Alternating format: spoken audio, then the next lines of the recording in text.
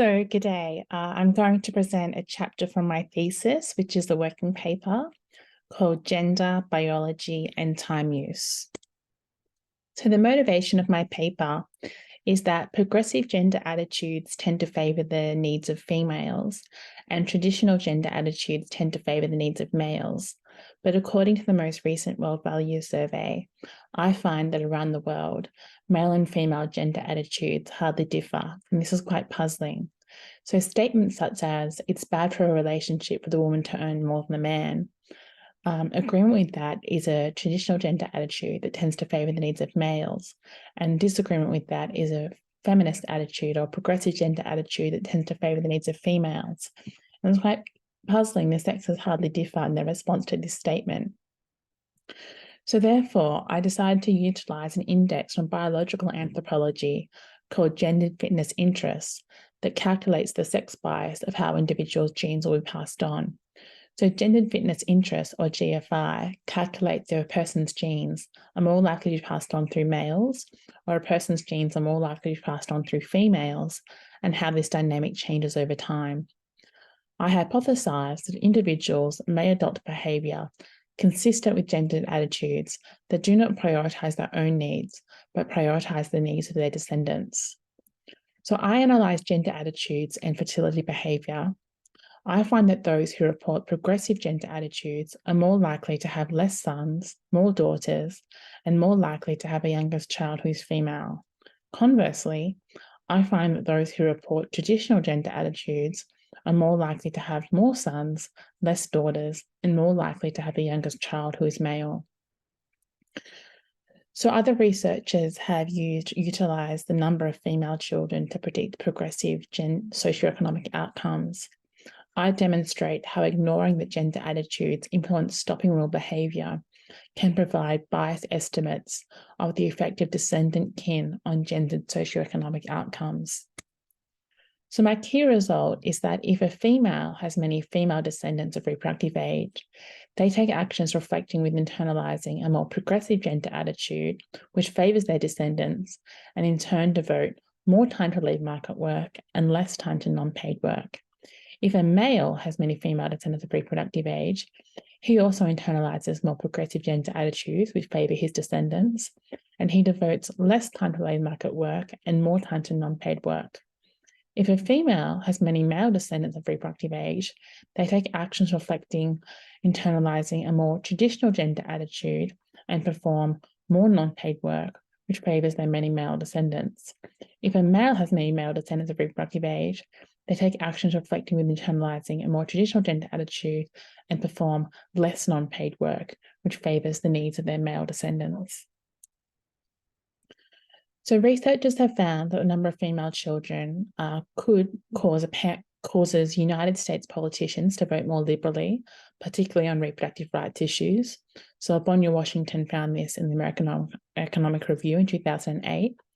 Political scientists have found that the number of female children, increasing amount of female children, results in judges ruling in a more feminist favour. Economists have found that the number of female children leads to employers promoting females and increases the corporate social responsibility of firms. In contrast to workplace decisions, time use decisions, how we decide to divide our time between paid work, non-paid work, and implicitly leisure, are decisions every adult around the world makes on a daily basis. Although some researchers I just mentioned acknowledge the potential of fertility stopping rule behaviour to bias their results, none of these researchers attempted to control for this behaviour in their econometric specifications. Fertility stopping rule behaviour is when parents decide to continue or stop having children based on the sexes of their previous children, thus manipulating the sex composition of their children. So I control for this stopping rule behaviour using various variables in my econometric specifications to prevent omitted variable bias. So also an extension of previous research, I find that it is not just the sex of children that affect parents' time use, but also children's residual reproductive fitness or their likelihood of passing on genes, which I proxy by their age. So with time, as a person has more and more descendants, and those descendants age, the likelihood a person passes on their genes between male and female descendants approaches neutrality.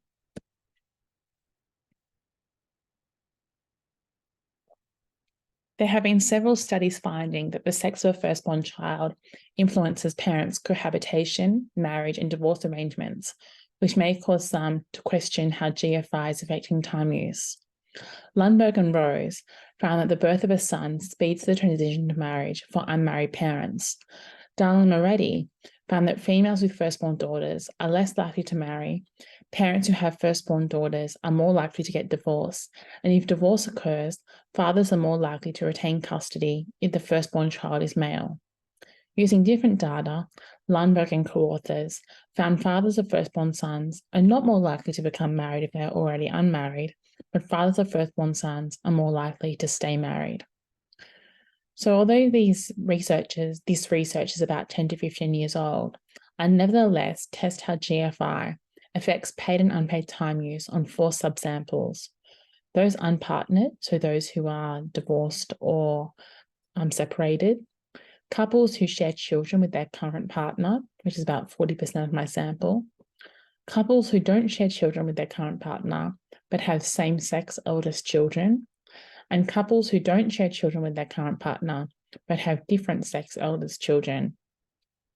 And my key specifications include control variables for being married and marriage duration, where marriage duration in my data is calculated down to the day.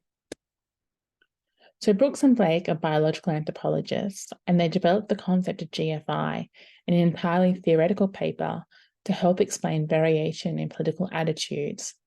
They wanted to understand, why might a progressive female vote for Donald Trump? Or why might an otherwise conservative voting male be pro-choice? And Brooks and Blake hypothesized that parents may adopt political attitudes that don't necessarily confirm their own beliefs, but they adopt political attitudes that benefit the needs of their offspring. So this is how I calculate GFI. Relatedness expresses the likelihood a person shares genetic alleles with another person.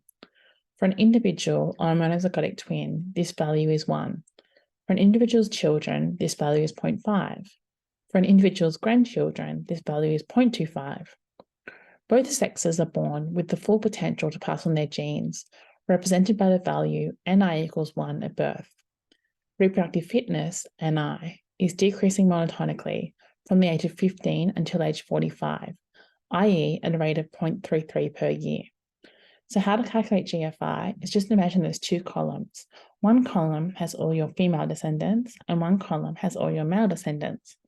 For all your female descendants, you multiply your relatedness to that descendant, so 0.5 for children, multiplied by that descendant's residual reproductive fitness as proxied by their age. So you do this for all your female descendants, adding up the values of relatedness times residual reproductive fitness for each female descendant. Then you do the same exercise for male descendants. Then you subtract the value of all your male descendants from your value of the sum of the female descendants, and that gives you your GFI value.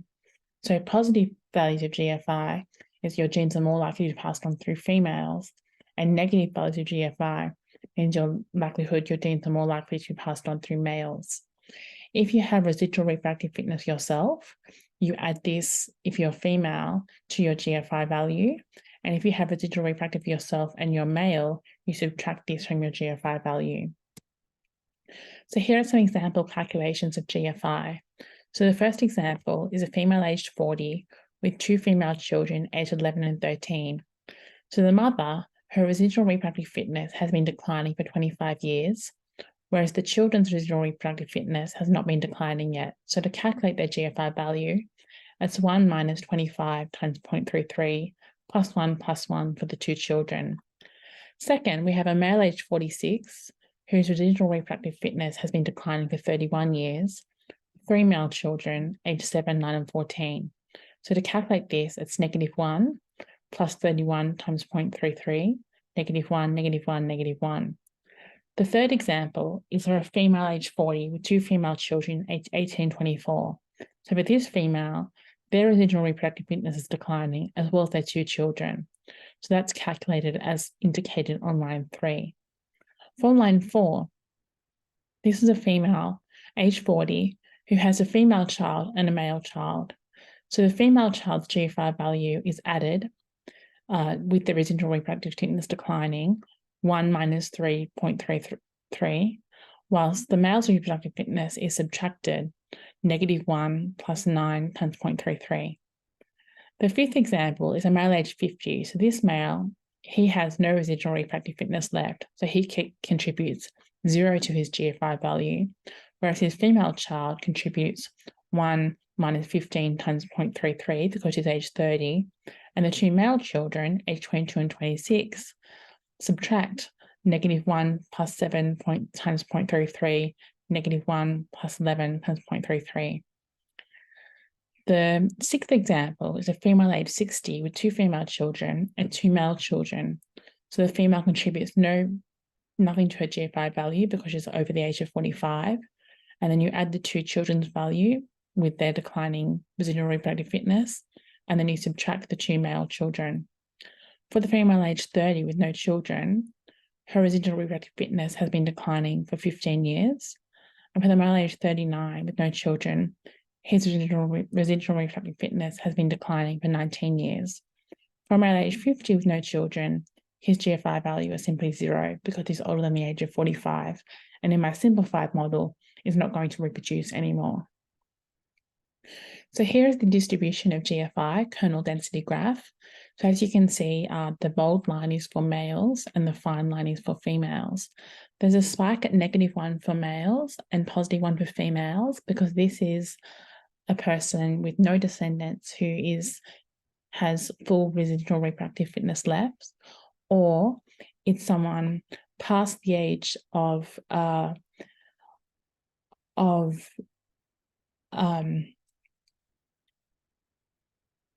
reproducing at the age of 45, and they either have two children of the same sex, either two female children or two male children.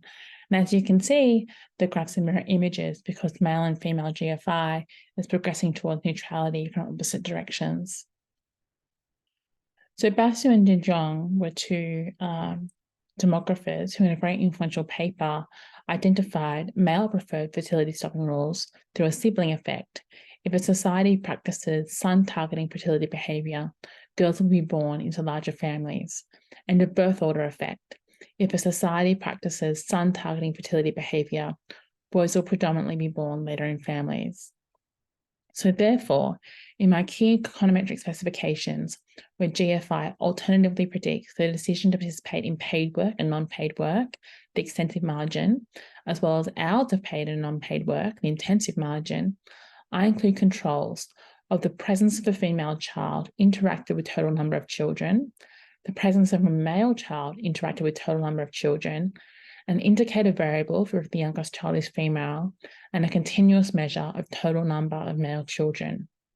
So I will provide graphs of results that exclude and include these fertility stopping rule controls, demonstrating how admitted burial bias can distort results when using descendant kin to predict gendered socio-economic outcomes. In terms of stated preferences, the sexes of children have been found to affect gender attitudes. Warner and Steele noted that in North America, policies supporting of gender equity were more likely to be supported by parents of daughters. In the UK, researchers have found that parents of daughters were more likely to vote left-wing, where general concerns about inequality seem to be more prevalent. Using a natural experiment assumption in differences framework, Schaefer and Malhotra found that having a daughter rather than having a son causes men to reduce their support for traditional gender attitudes. But the sex of a child does not affect the gender attitudes of mothers. However, these researchers did not address whether the sex of this firstborn child resulted in increased likelihood of having more children. So I provide evidence that using the sexes of all children to predict gender attitudes is endogenous or provides biased results. So this idea that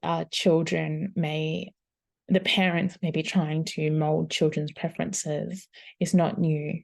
So Nobel laureate Gary Becker and his co-author tomes almost 50 years ago provided a theoretical model of the family which had a utility function spanning several generations. They are attempting to explain inequality and intergenerational mobility. So since this article, the presence of an altruistic or benevolent household head who manages the well-being of their household has become a common theoretical lens in household economics. More recently, in a recent development in the literature, writing in Econometrica, researchers provided a framework where adults act not just altruistically, but also paternalistically towards their children, where, quote, paternalism is the evaluation of the child's actions through the lens of the parent's utility function, unquote.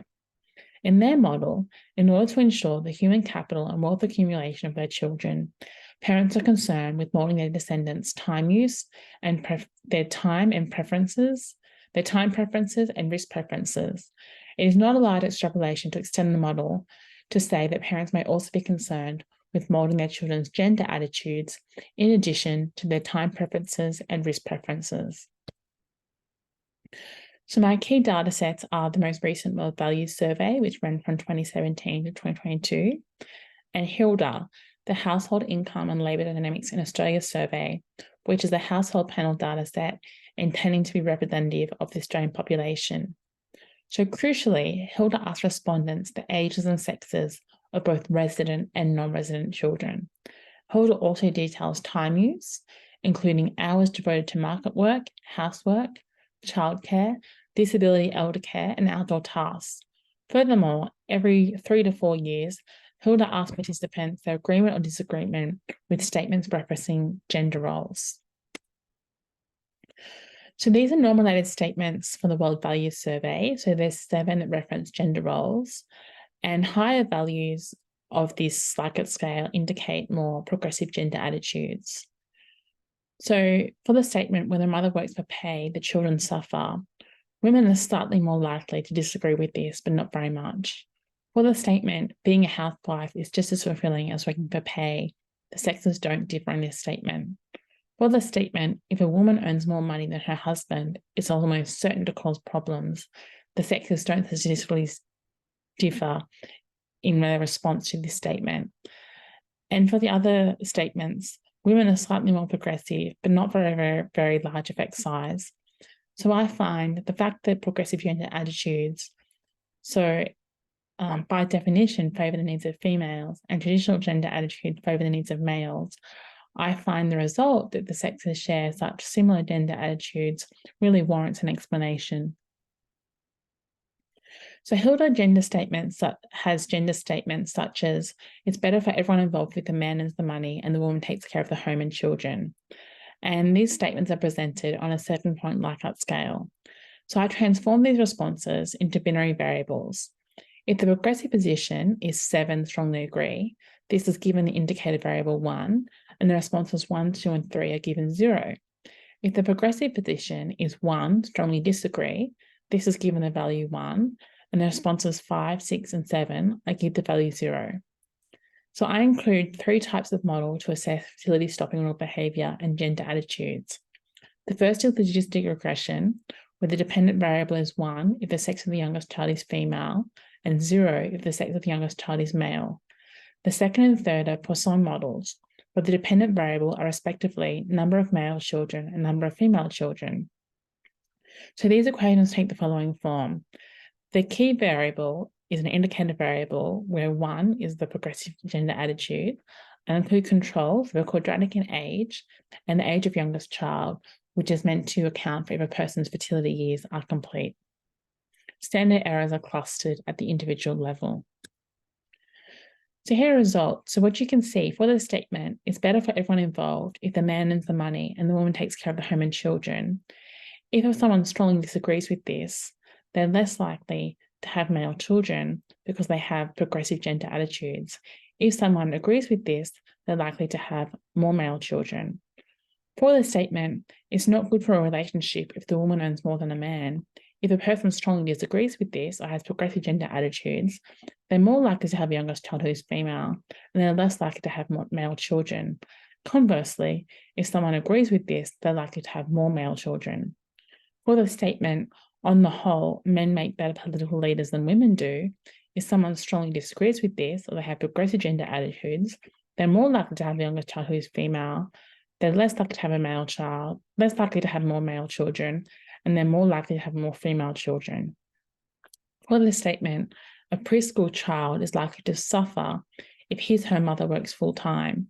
If someone strongly agrees with this, they're more likely to have a younger child who is male and are likely to have more male children.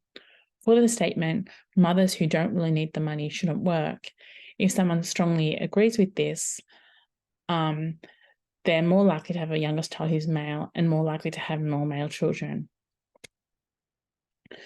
So these are my key estimating equations for GFI and time use. So I include quadratics in age and quadratics in experience that are standardized because GFI declines monotonically with age.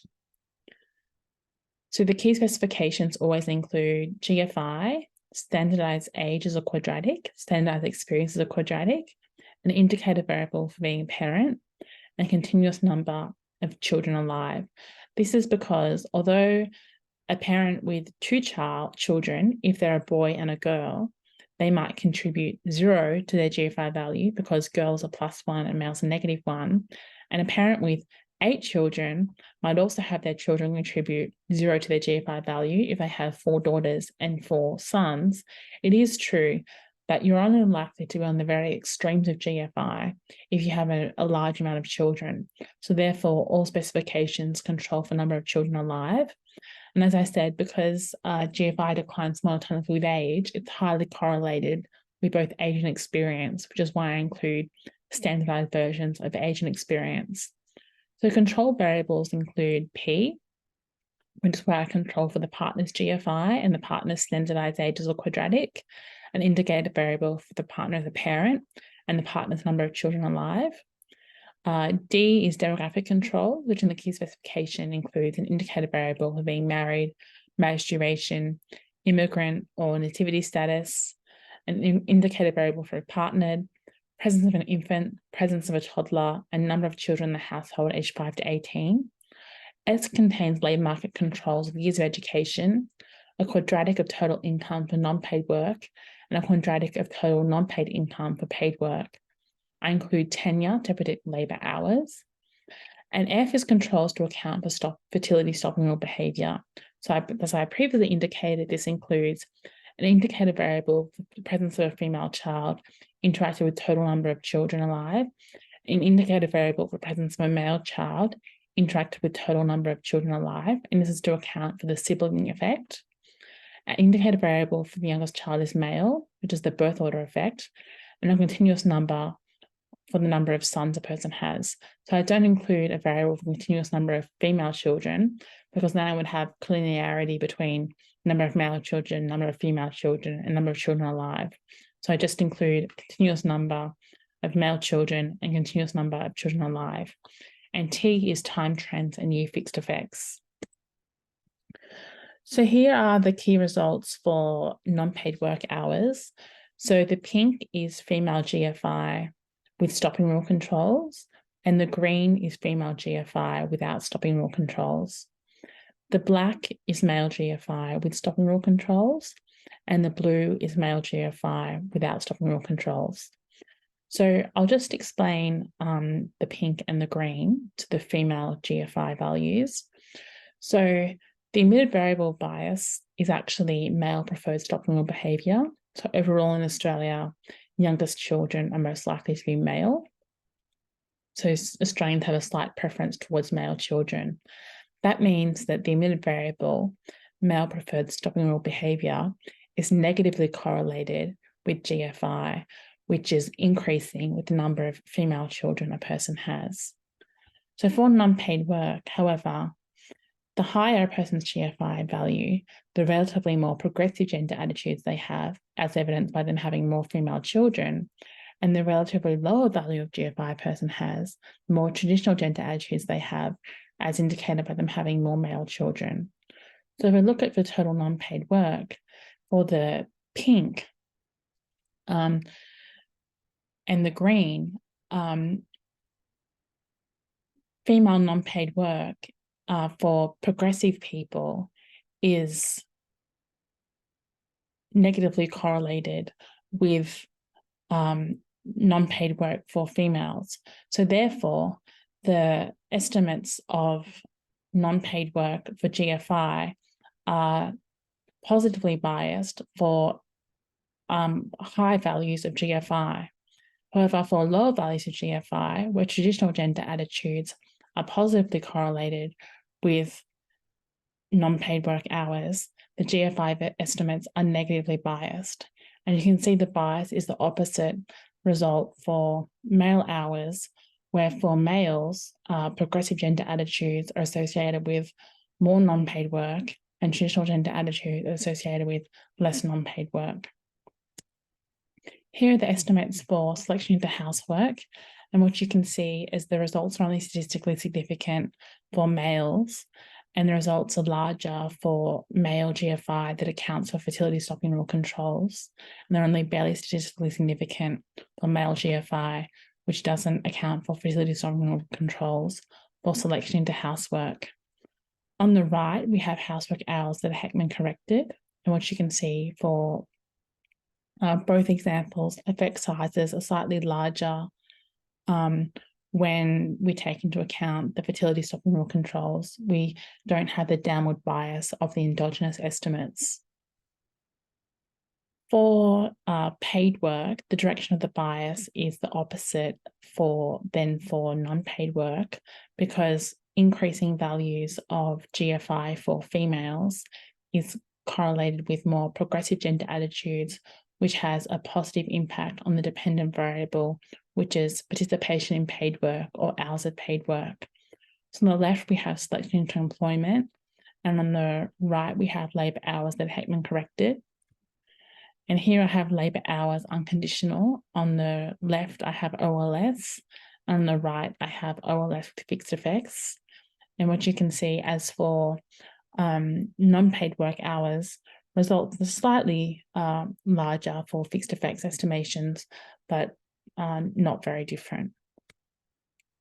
So in terms of more tangible effect sizes, for total non-paid work, a male parent at the 90th percentile of the GFI index rather than the 10th, i.e. having more female descendants of reproductive age than male descendants of reproductive age, performs 5.05 more hours of total non-paid work, whereas a female parent at the 90th percentile of the GFI index rather than the 10th performs 5.39 less hours of total non-paid work. This is from a base where the average male performs 20.91 hours of non-paid work and the average female performs 34.31 hours of non-paid work. So what you can see, if you're a female with many female descendants, you perform less non-paid work hours, where if you're a male with many female descendants, you perform more non-paid work hours, which is consistent with internalizing more progressive gender attitudes because you have more female descendants. And the opposite results hold if you have many male descendants. The male partner does less non-paid work and the female partner does more non-paid work. In terms of labour hours, being at the 90th percentile of the GFI index rather than the 10th percentile decreases male parent labour hours by negative 2.74 and increases female parent labour hours by 5.04 hours. This is from a base where the average employed male works 42.19 hours and the average employed female works 32.07 hours.